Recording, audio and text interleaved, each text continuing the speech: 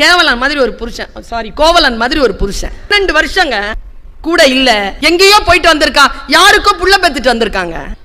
எல்லாரும் சொல்லுவாங்க அவ போய் தேராமன்னா செப்புவது உடையேன்னு அவ சூப்பரா பேசினா. அதனால புற வாழ்க்கையில் கண்ணகி ஜெயித்தது வேறு, கண்ணகி மாதிரி அக வாழ்க்கையில ஜெயிச்சவ வேற கிடையாது. 24 வயசுல உட்கார்ந்து இருக்காங்க அந்த பிள்ளை.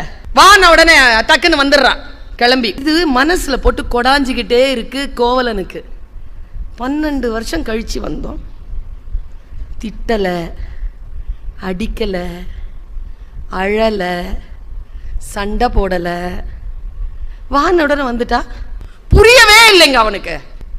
கோவலன் செத்த இடம் அதான். அதை கேட்கிறான் அவன். கண்ணகி ஒரு டவுட்டு, என்ன எழு என்றதும் எழுந்தனை கண்ணகி என் செய்தனை கேட்டட எங்க அம்மா சொன்னா. அதான் கண்ணகி. ஒட்டுமொத்தமா வாணியம்பாடியில் இருக்கக்கூடிய எல்லா ஒட்டுமொத்தமான செருப்பையும் ஒன்னா சேர்த்து ஒத்த செருப்பா மாத்தி ஓங்கி அடிச்சா எப்படி இருக்கும்? அப்படி ஒரு பதிலுங்க. போற்றா ஒழுக்கம் புரிந்தீர் யாவதும் மாற்றம் ஏதும் நிகழ்த்த முடியா வாழ்க்கையினன் ஆதலின் எழு என்றதும் எழுந்தனன்.